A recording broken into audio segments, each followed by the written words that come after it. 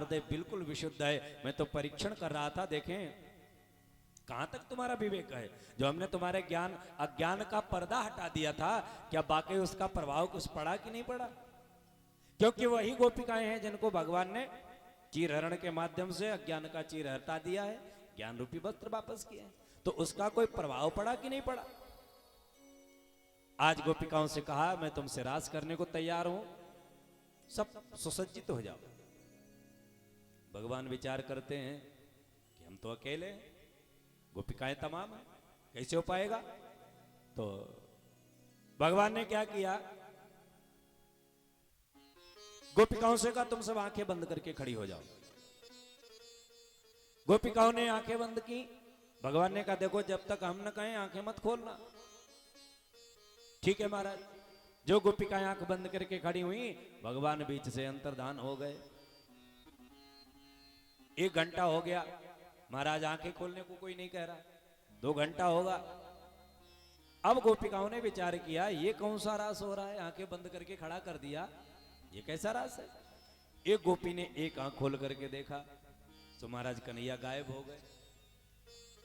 चिल्लाई अरे बहन किसके लिए आंख बंद किए खड़ी हो? चित्त का चुराने वाला कन्हैया तो चला गया, गायब हो गया। सब विकल हो गई, रोने लगी। ढूंढने का प्रयास किया, इधर उधर घूमी, नहीं आया, नहीं मिला। अरे एक ने कहा देखो कहीं यहीं छिपा बैठा होगा, देखो झाड़ी आड़ी में, सब झाड़ी आड़ी सब मजाई, कहीं कन्हैया नहीं मिले। अंत में एक गोपी ने कहा बहन अभी कन्हैया जहां कहीं होगा तुम्हारे सामने आएगा। कैसे आएगा? बोले ऐसा करो जो लीलाएं कन्हैया ने की है ना वो सब लीलाएं गिनवानी शुरू करो। ठीक है। तो एक गोपी ने क्या किया, एक गोपी को पकड़ा और जमीन पे पटक दिया और छाती पे चढ़ के बैठ गई। बोले पूतना मर गई, भगवान नहीं आए। एक गोपी ने दूसरे गोपी को पकड़ा, जमीन पे पटक दिया, खोपड़ी पे नाचना शुरू कर दिया। बोले कालियमान मर्दन हो गया, श्रीमान जी नहीं पधारे। 4 गोपिकाओं ने एक एक चूनर के कोने को पकड़ा, एक ने लगाई बीच से उंगली। बोले गिरधारी भगवान की जय हो। लो लो भैया हमने भी पर्वत उठा लिया, लेकिन भगवान नहीं आए। अब गोपिकाएं रोई, रो करके भगवान ने गोपिकाओं से जब कहा तुम आंखें बंद करके खड़ी हो, तो सभी गोपिकाओं को अभिमान हो गया कि कन्हैया हमसे रास करेंगे, कन्हैया हमसे रास करेंगे। सबको अभिमान हुआ, लेकिन एक को मान हुआ, एक को मान हुआ है। देखो अभिमान में और मान में अंतर है, अभिमान में और मान में अंतर है। अभिमान खराब है, अभिमान मत करो, अभिमान खराब होता है।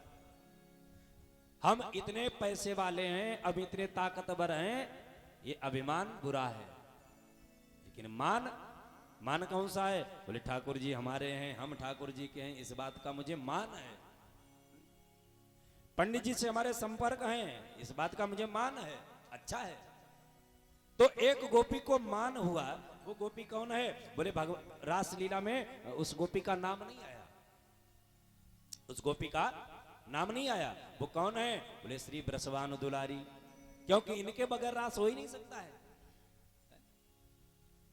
इनके बगैर भगवान रास कर ही नहीं सकते। क्योंकि राधा जो है वो भगवान की शक्ति है और कृष्ण शक्तिवान है, इसलिए कोई काम करते हैं तो भगवान राधे को आगे करते हैं, तब काम कर पाते हैं।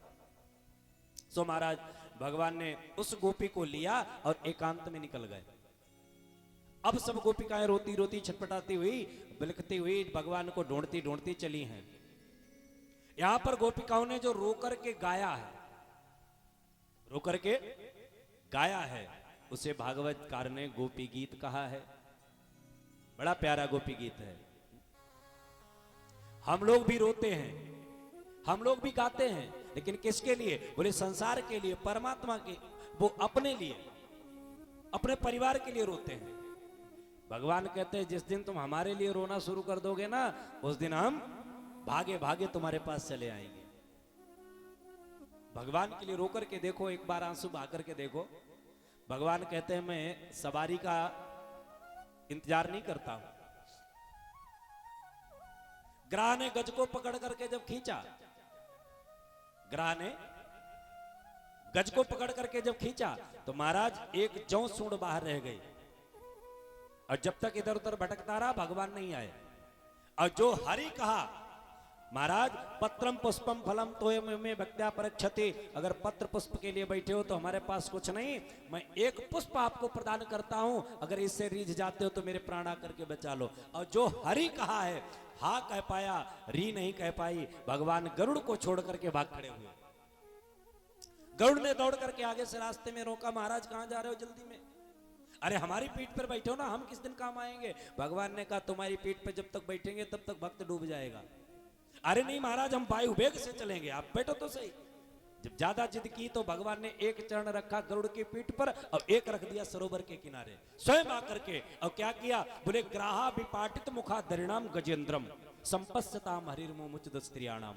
भगवान ने सुदर्शन चक्र के द्वारा ग्राह का मुंह फाड़ दिया। ग्राहा विपाटित मुखा दरिणाम, मुंह फाड़ दिया ग्राह का, और गज को पकड़ करके सूंड बाहर निकाल लिया, बचा लिया। देखो अद्भुत बात है।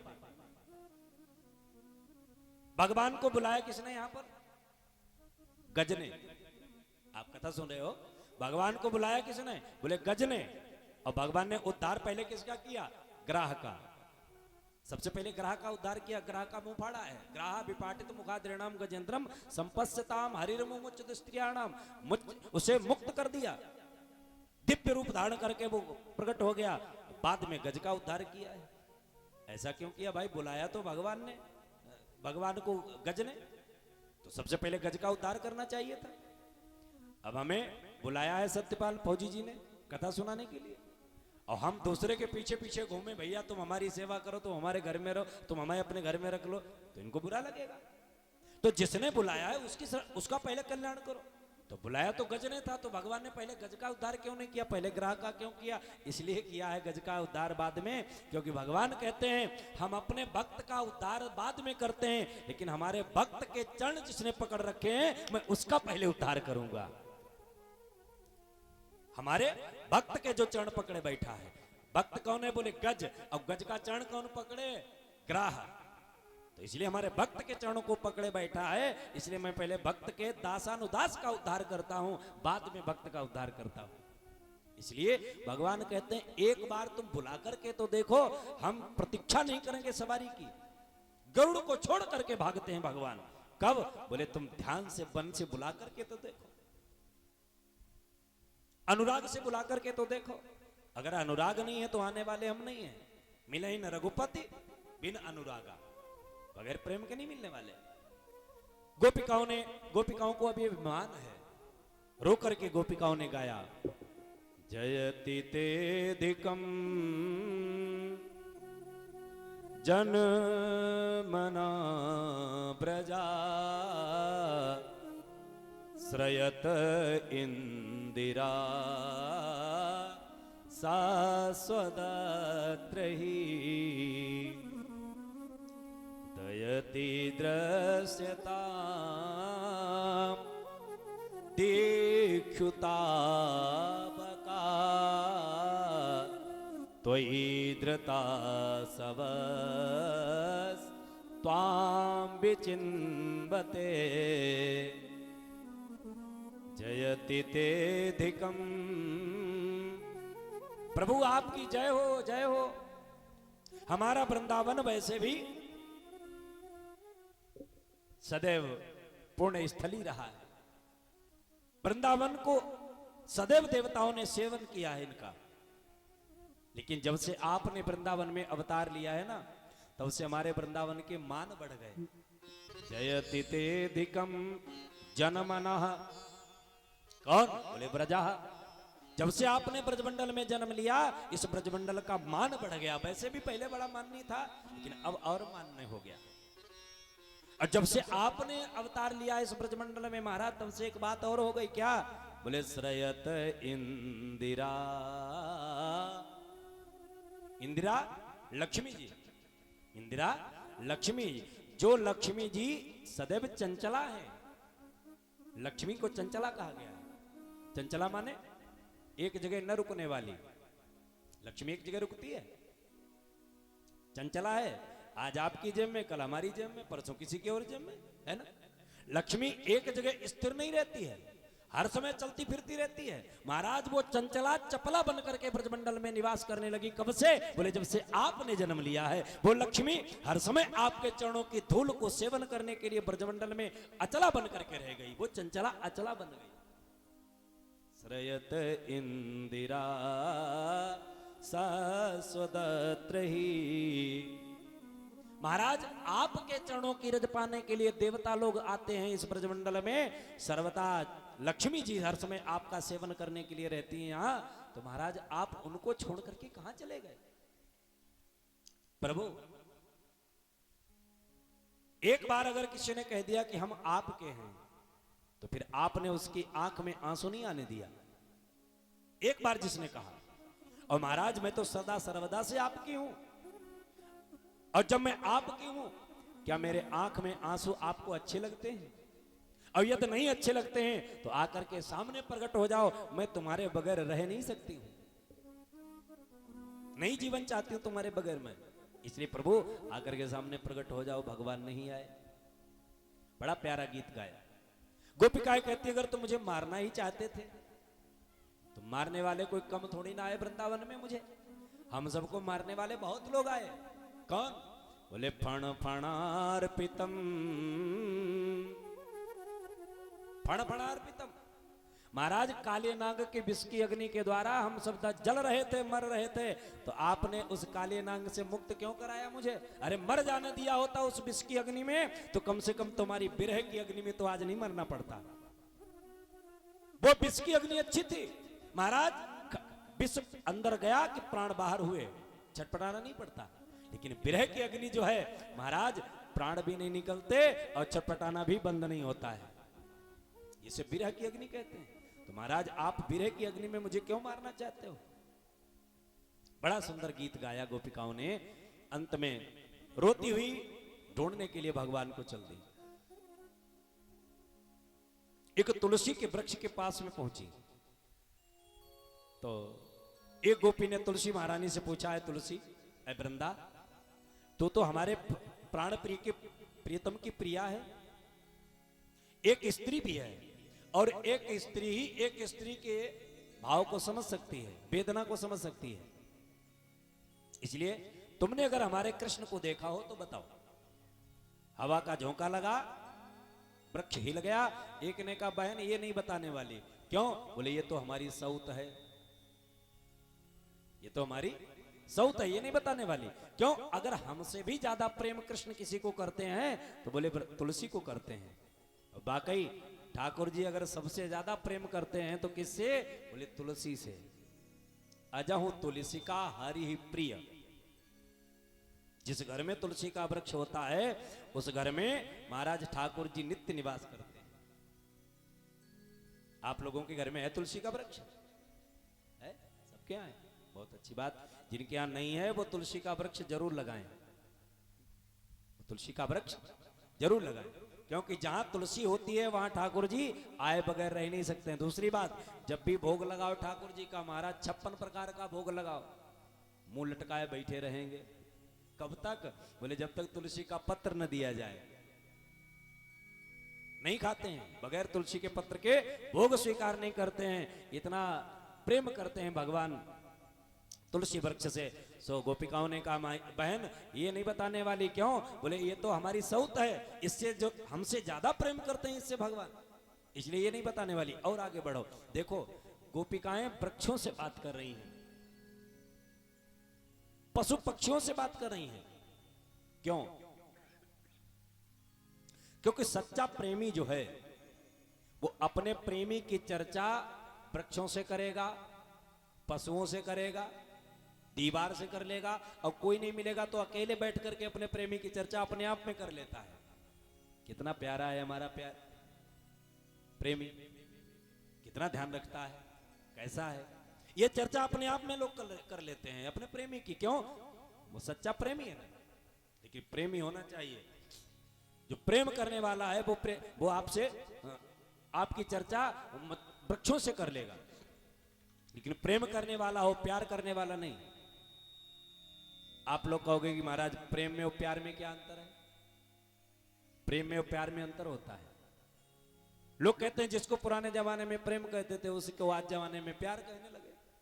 नहीं, प्रेम में और प्यार में बहुत अंतर है। क्या अंतर है?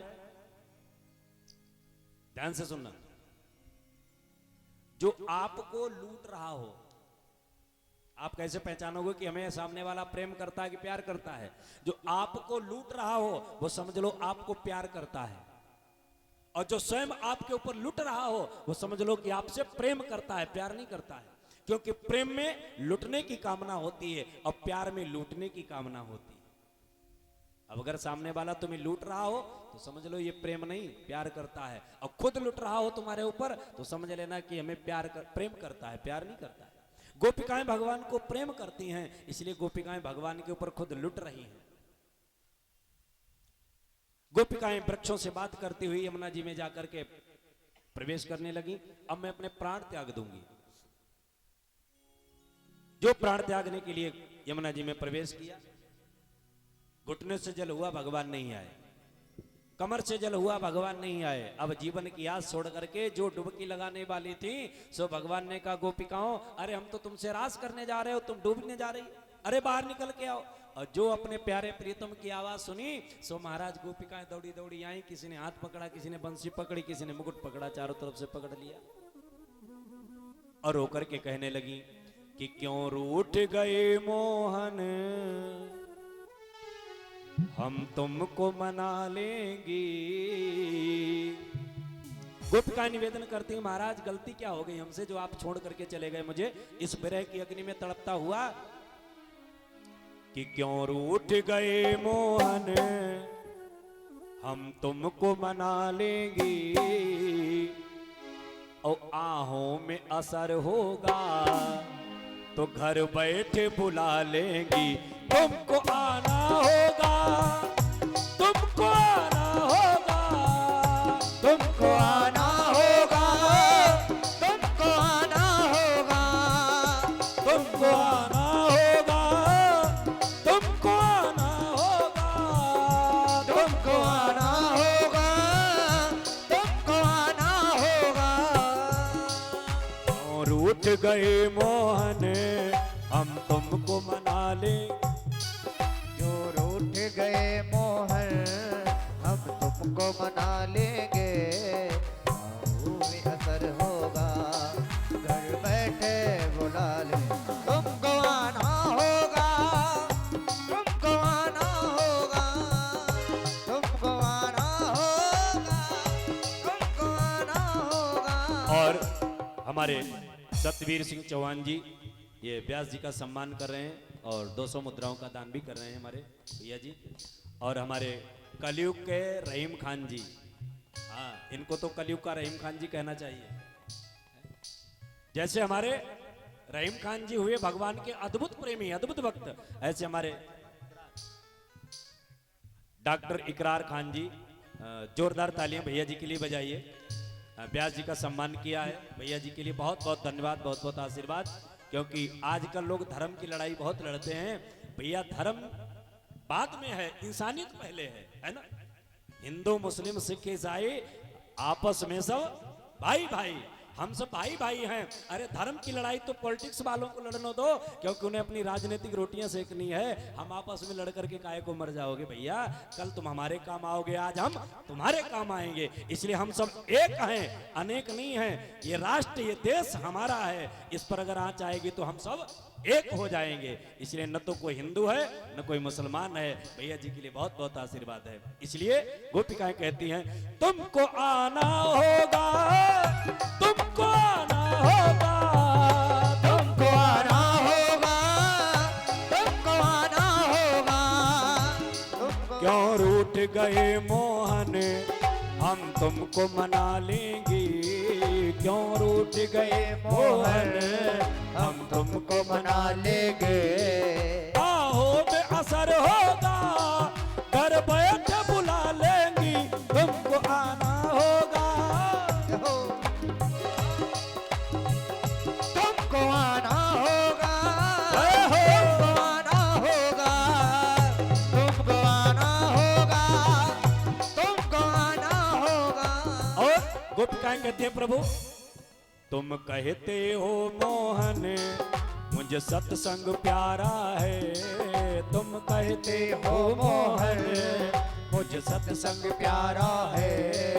एक बार तो आ जाओ सत्संग ये तुम्हारा है, एक बार तो आ जाओ सत्संग ये तुम्हारा है। और दिल की एक कोठरी में हम तुमको बसा लेंगे, दिल की कोठरी में हम तुमको बसा लेंगे। आहों में असर होगा घर बैठे बुला लेंगे, तुमको आना होगा, तुमको आना होगा, तुमको आना होगा, तुमको आना होगा, तुमको आना होगा। तुमको आना होगा। श्री राधे।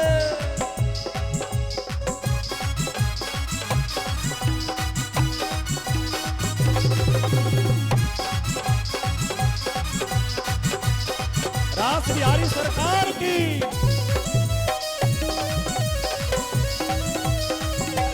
जय जय।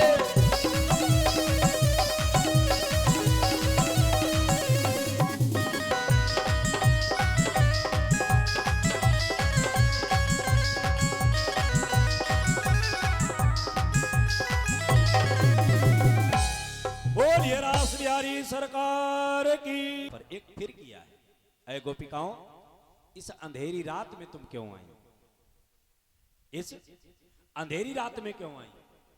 अच्छा एक बात बताओ, शरद पूनम की रात अंधेरी होती है? शरद पूनम की बात छोड़ो, पूर्णमासी की कोई रात हो वो उजाली ही होती है।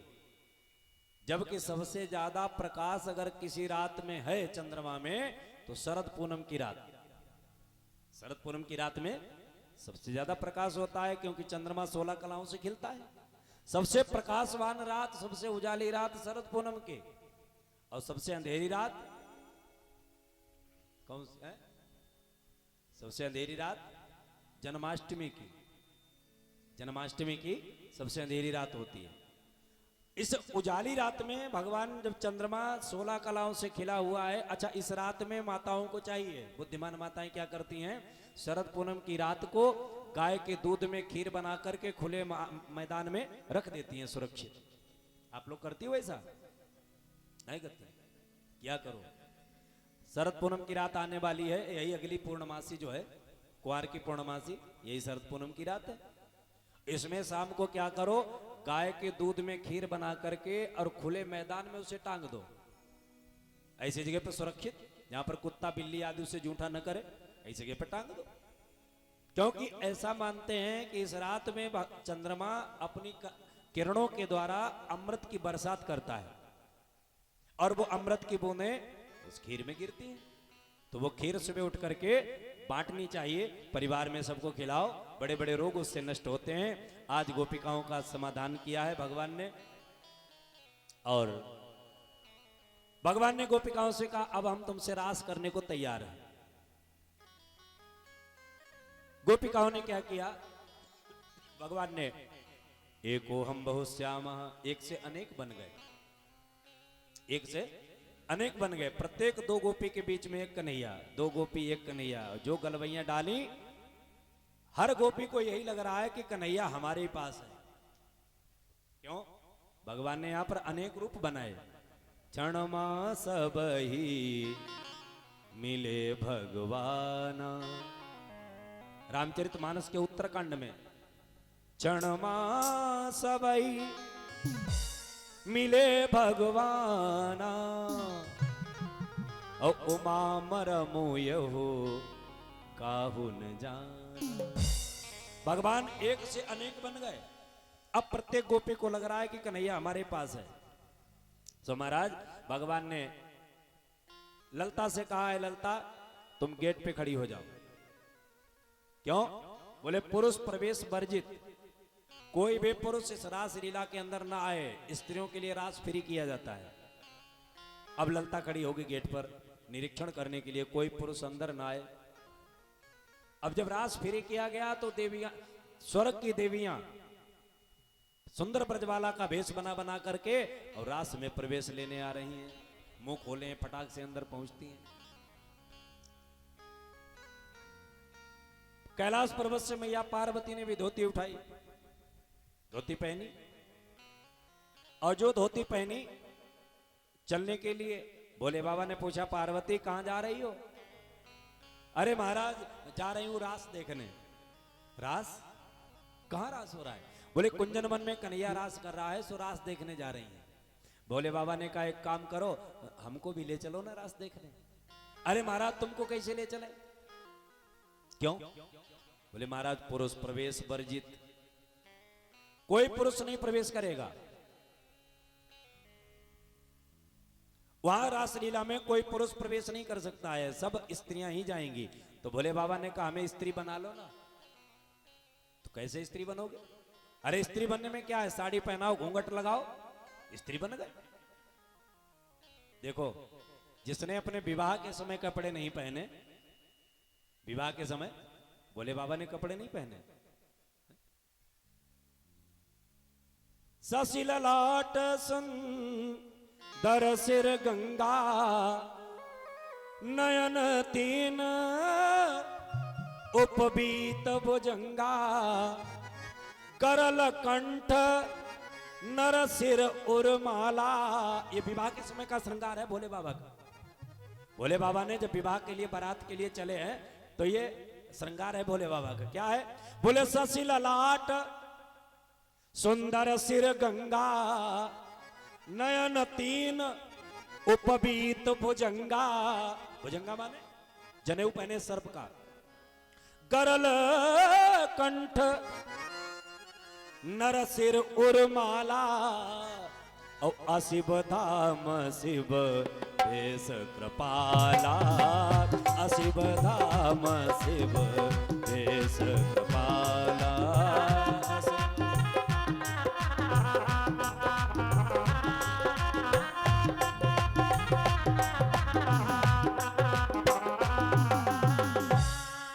विवाह के समय जिन्होंने कपड़े नहीं पहने, बागंबर को पहना खाली।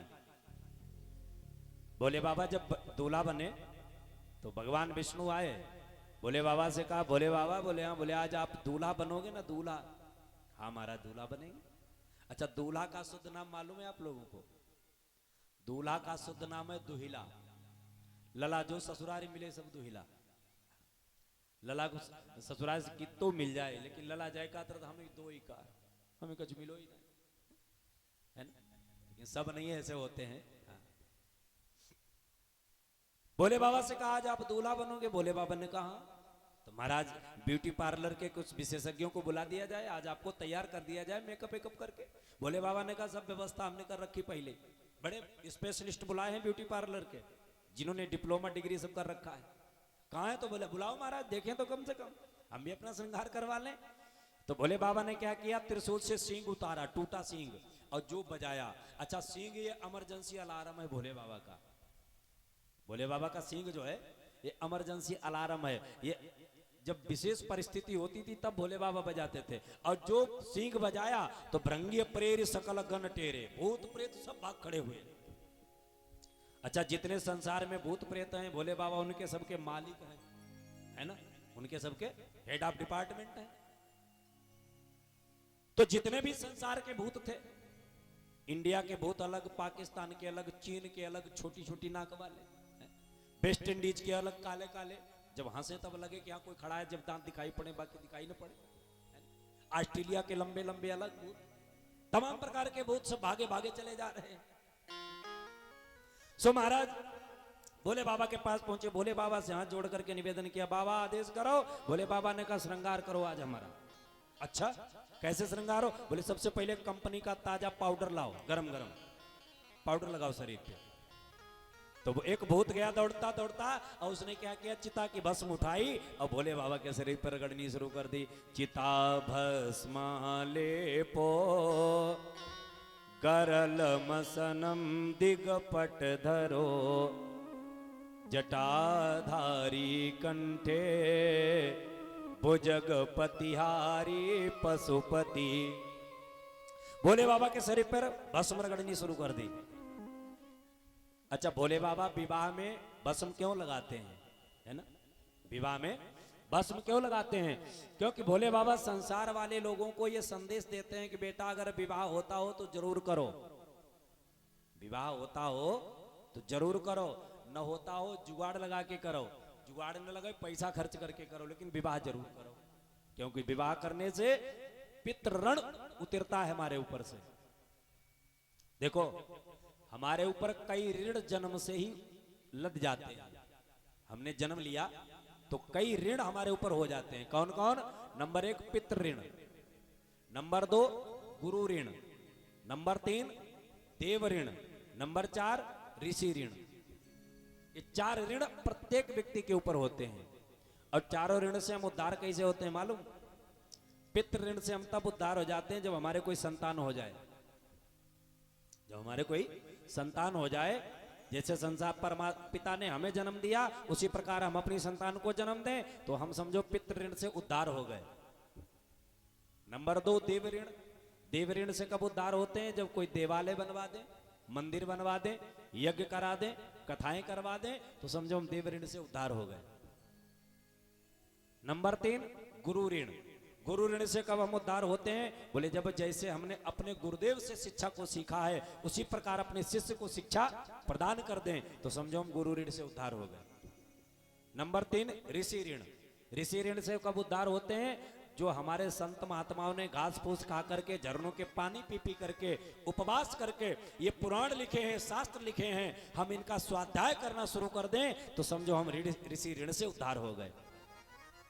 इसलिए पुराणों को हमें पढ़ना चाहिए। हमारे पास टाइम नहीं है, टाइम निकाल के पुराणों को पढ़ो। यदि पुराणों को नहीं पढ़ते हो, शास्त्रों को नहीं पढ़ते हो तो तुम्हारे ऊपर ऋषि ऋण बना रहेगा और ऋषि नाराज हो जाएंगे, तुम्हें श्राप दे देंगे। क्योंकि हमने इतनी मेहनत से घास खा करके, पत्ते खा करके, प्यासे रह करके, उपवास करके, इतनी मेहनत से पुराण बना करके तैयार किए और ये लोग इनको आंख खोल करके देखते तक नहीं। इसलिए इनको जरूर पढ़ो, नहीं पढ़ोगे तो पाप लगेगा। भले 1 मिनट का समय निकालो लेकिन जरूर पढ़ो। इसलिए कई ऋण हमारे ऊपर होते हैं। तो भोले बाबा कहते हैं बेटा अगर विवाह होता हो तो जरूर करो, लेकिन विवाह के समय ये चिता की भस्म जरूर याद रखो। क्यों? अगर चिता की भस्म को नहीं याद रखोगे तो बहुत जल्दी, अगर पत्नी को तुमने काम पत्नी केवल माना तो चिता की भस्म में जल्दी सम्मिलित हो जाओगे, मिल जाओगे। और वाकई होना भी यही है। एक कवि बड़ा बढ़िया भाव देता है, कवि कहता है कि देह तेरी ये आग में जल जाएगी। आप लोग कहते हो कि पंडित जी हमारे लिए कहते हो तुम क्या बच जाओगे? भाई हमने कहा है कि देह तेरी आपकी, तो आप कहोगे पंडित जी तुम क्या बच जाओगे? चलो हम अपने लिए कह लेते हैं, नाराज मत होना है कि देह मेरी ये आग में जल जाएगी, सबके आगे ये खाक में मिल जाएगी। हाय, और बचेगा क्या?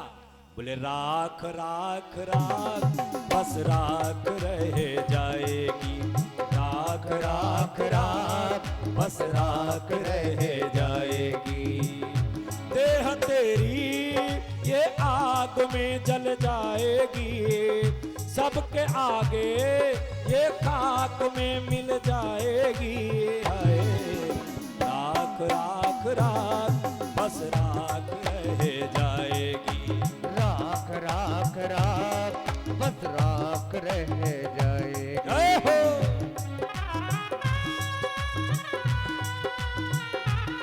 तालियों की सेवा करते रहे, जय हो।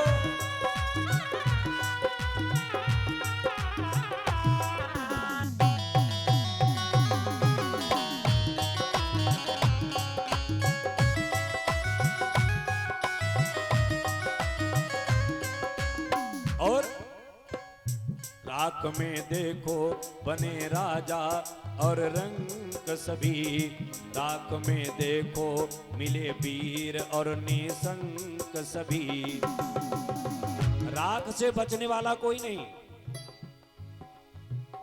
राख में देखो मिले राजा और रंग सभी, राख में देखो मिले वीर और निसंग सभी, राख से देखो भाई कोई बच न पाएगा, राख से पैदा हुआ राख में मिल जाएगा, हो तेरी राख, हो तेरी राख, आए राख राख राख बस राख रह जाएगी, राख राख राख बस राख रह जाएगी, राख राख राख बस राख रह, जय हो।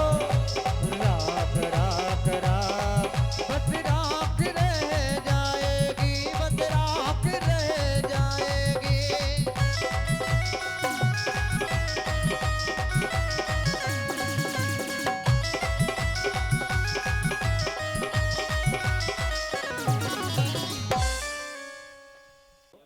कि अंतिम हमारी मंजिल वही है, जाना वही है।